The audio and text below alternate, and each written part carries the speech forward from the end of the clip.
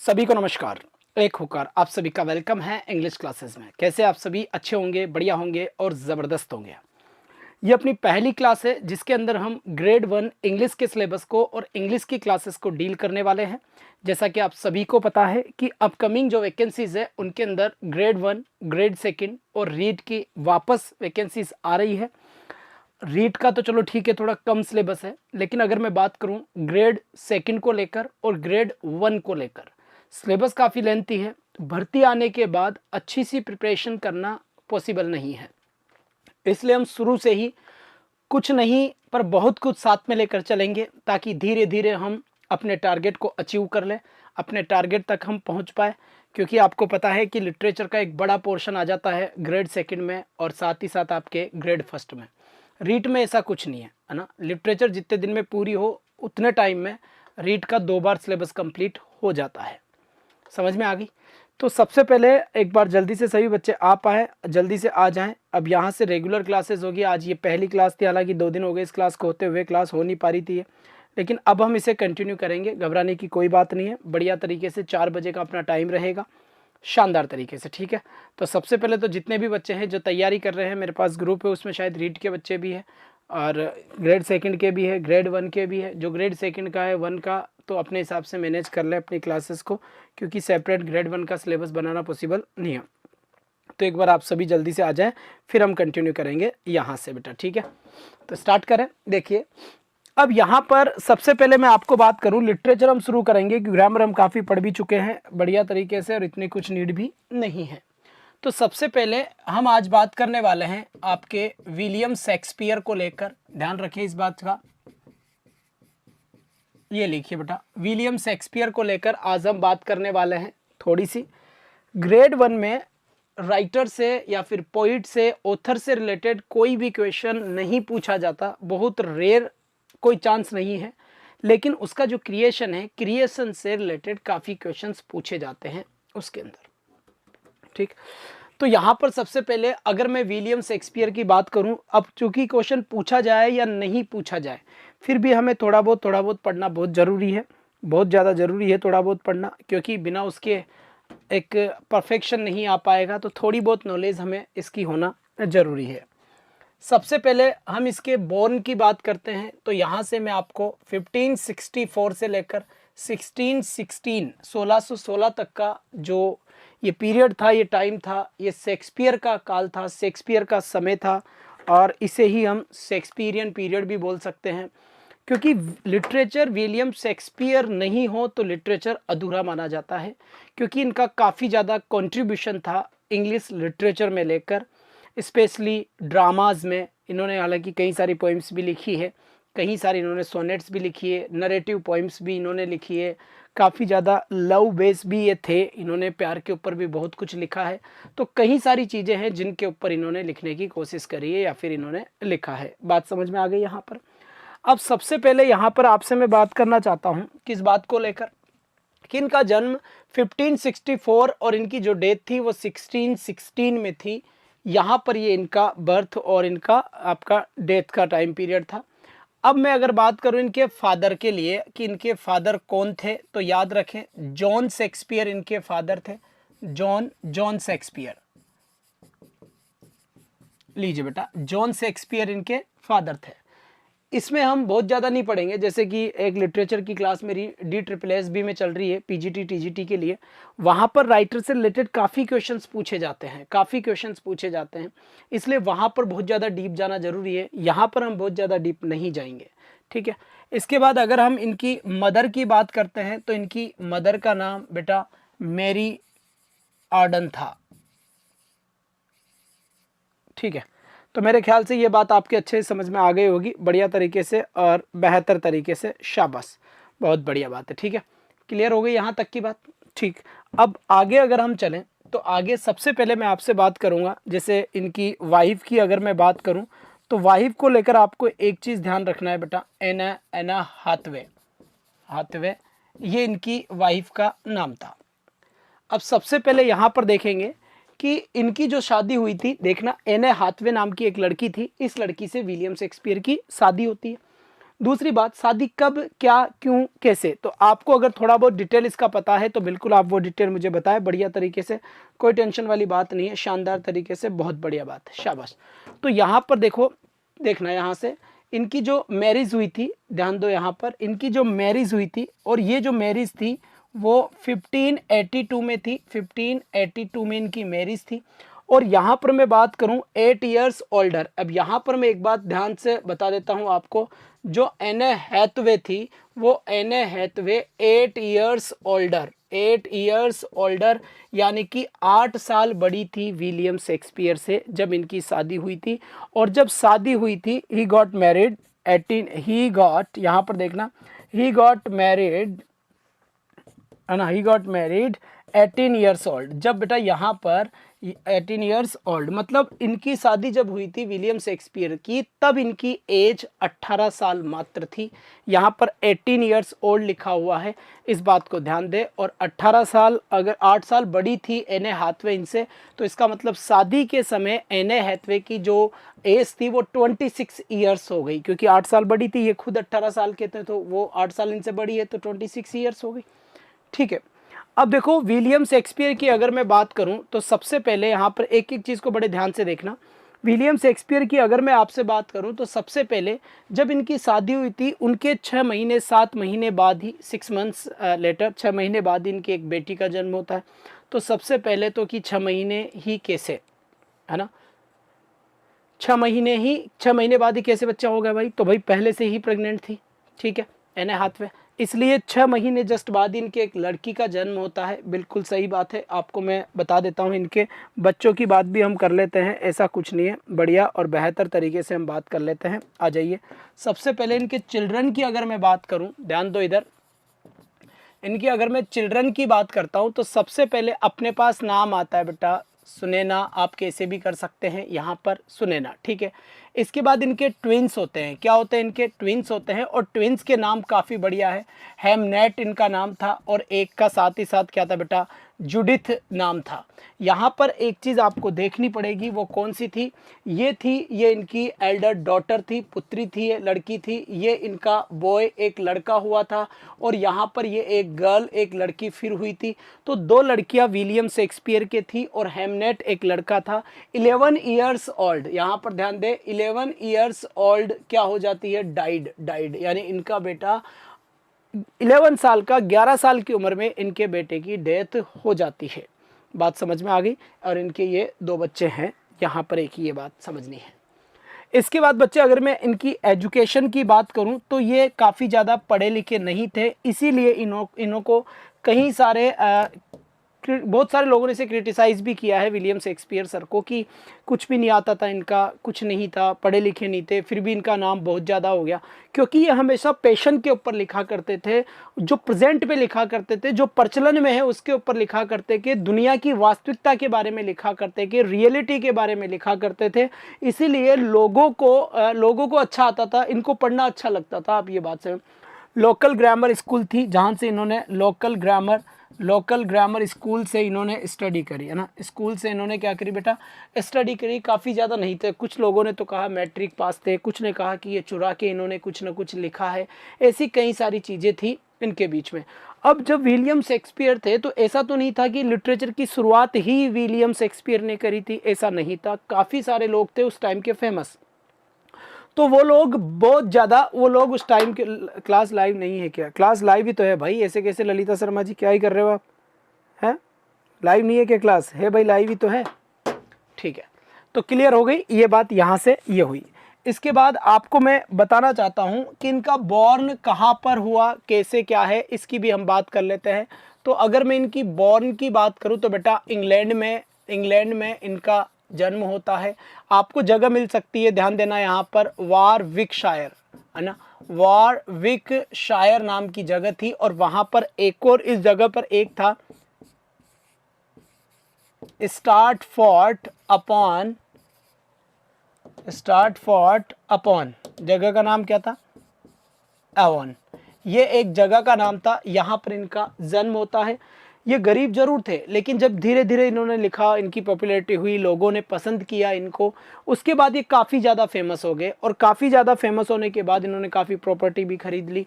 London में इनका घर था, यहाँ पर एक न्यू पैलेस के नाम से स्ट्रैटफोर्ड अपॉन एवॉन में इनका एक पैलेस था, महल था, एक बड़ा जगह थी जो इन्होंने खरीदी थी।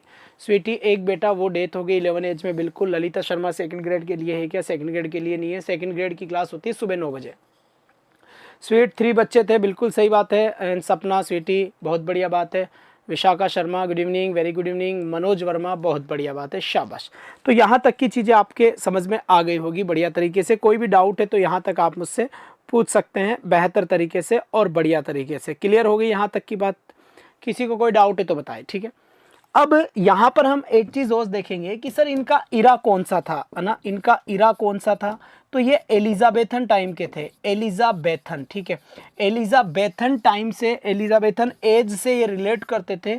वहाँ पर काफ़ी ज़्यादा इन्होंने लिखा था एलिजाबेथन एज। और एलिजाबेथन एज यहाँ से लेकर 1555 से 1608 तक ऑलमोस्ट ये चला था बेटा, ठीक है। इनका जन्म 23 अप्रैल को ही हुई। डेथ, जन्म और मृत्यु, कई जगह पे 26 भी आता है, इस बात को ध्यान दें आप, कहीं जगह 26 भी लिखा हुआ आता है, ठीक है। तो यहाँ पर एक सेकंड, थोड़ा सा इसको आप 3 कर लीजिए। 1603 और 1558 इनका एलिजाबेथन एज में था। और उस टाइम के ऊपर इंग्लिश रेनेसा आया था, है ना। अगर आप मूवमेंट की बात करें कि उस टाइम पे कौन सा मूवमेंट था, हालांकि इतना कुछ हमें लिखने की ज़रूरत नहीं होती, फिर भी आप लिख लीजिए जो मूवमेंट था वो मोमेंट कौन सा था, यहाँ ध्यान रखना।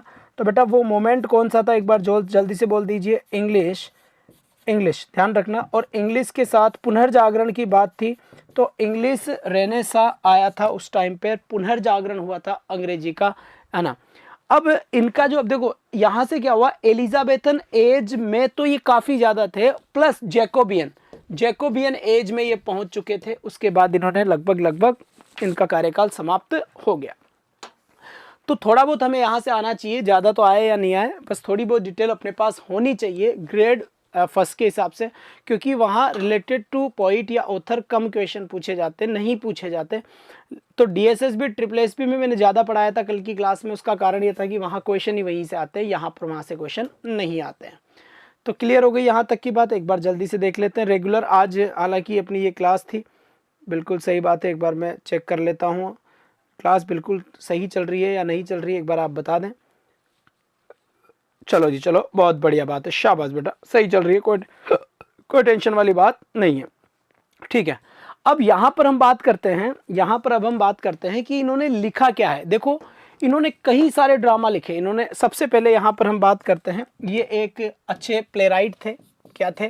प्लेराइट थे, प्लेराइट थे ये, ड्रामेटिस्ट जिसे कहते हैं, ड्रामेटिस्ट, नाटककार थे ये, एक नाटककार थे ये, लिखते थे ये, साथ ही साथ ये एक्टर भी थे, इन्होंने एक्टिंग भी करी थी। तो ये अभिनेता भी थे, है ना, खुद ने अभिनेता भी थे ये एक।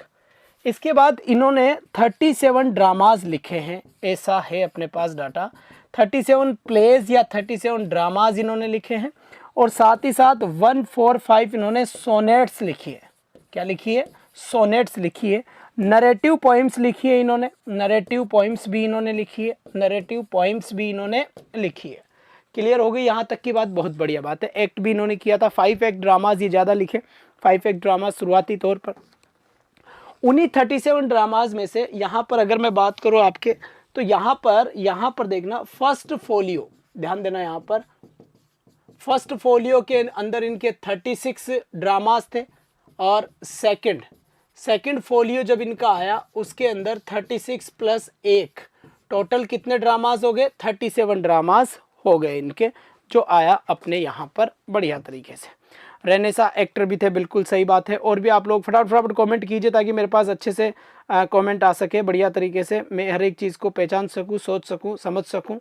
तो ये आपको छोटी सी चीज़ें हैं जो आपको ध्यान रखनी है, जो मैं आपको यहाँ पर बता रहा हूँ। बहुत बढ़िया बात है, शाबाश बेटा, ठीक है।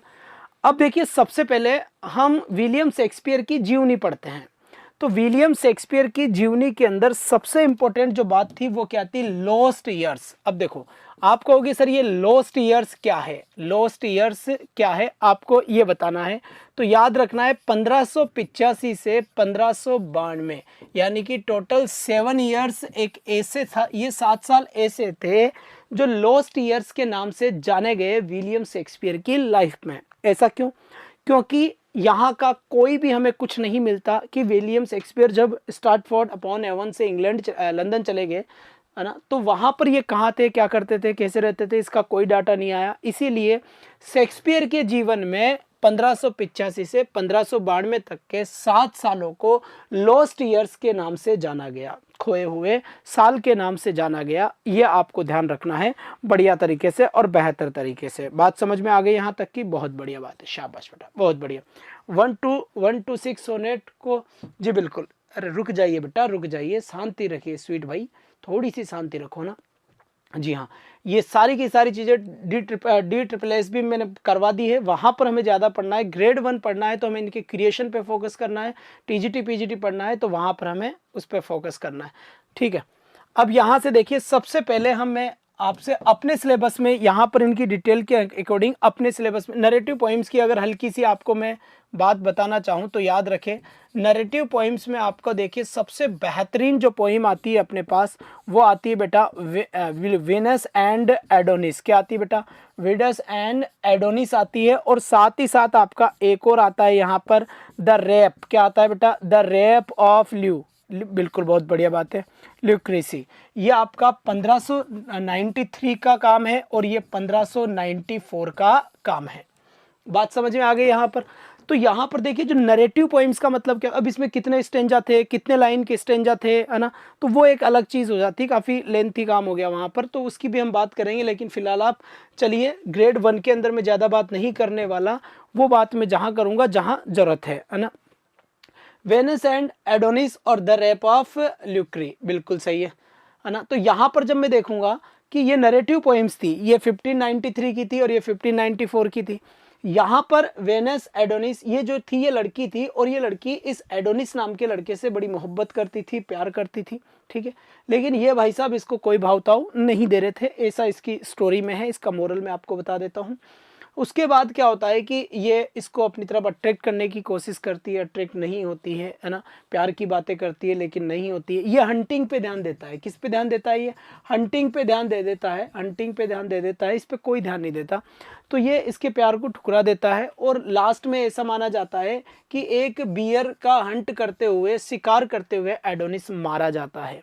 क्या मारा जाता है? एडोनिस मारा जाता है, ये मर जाता है, ठीक है, और इनका प्यार अधूरा रह जाता है। ऐसी स्टोरी है आपके वेनस एंड एडोनिस में। इसके बाद द रेप ऑफ ल्यूक्री, जी बिल्कुल, ल्यूक्री के इसके अंदर दो लोग, एक किंग टाइप होता है, वो दोनों के दोनों ही आपस में एक जगह लड़ाई के लिए जा रहे होते हैं। तो वो जो इसका जो हस्बैंड होता है, इसका जो हस्बैंड होता है, उसको उसकी खूबसूरती के बारे में बताता है कि मेरी बीवी है वो इतनी खूबसूरत है, ऐसे कुछ बताता है। तो उसका जो दोस्त था वहाँ पर, उसके मन में उसको देखने की इच्छा जागृत हो जाती है, वो वापस वहाँ आ जाता है। ये तो युद्ध में था ही सही, और इसके रेप कर देता है इस लड़की का। जैसे इसका रेप करता है तो इसे ये और कह देता है कि आप किसी को आप कहोगे नहीं इस बारे में, अगर आप कहोगे तो हम आपके हस्बैंड को भी मार देंगे और आपको भी मार देंगे, ऐसा कुछ बात होता है। तो ये इसके मन में घुटती रहती है, लेकिन इसके मन में ये घुटती रहती है तो घुटा नहीं जाता। तो लास्ट में ये अपने हस्बैंड को बता देती है कि मेरा रेप हो चुका है, लेकिन ये नहीं बताती कि किसने किया है। लेकिन जब एट लास्ट बहुत ज़्यादा फोर्स किया जाता है तो वो उसका नाम बता देती है, और जब नाम बता देती है उसके बाद फिर आगे की कहानी चलती रहती है। उसके बाद रिवेंज टाइप में होता है कि बदला लिया जाएगा उसका, है ना, उसका रिवेंज लिया जाता है, बदला लिया जाएगा उसका, ठीक है। तो यहाँ पर जब बदला लिया जाएगा, ये सारी बातें चल रही होती है वहाँ पर, इस टाइप की स्टोरी इसके अंदर है।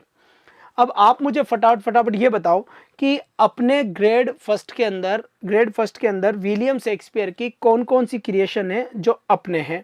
जल्दी से एक बार इसका जवाब दे दीजिए बेटा। बहुत बढ़िया, बहुत शाबाश बेटा, जल्दी बताओ बेटा, जल्दी बताओ।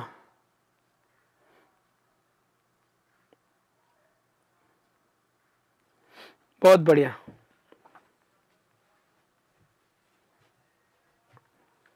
जल्दी बताइए। सबसे पहले कौन कौन से हैं जो अपने सिलेबस में हैं?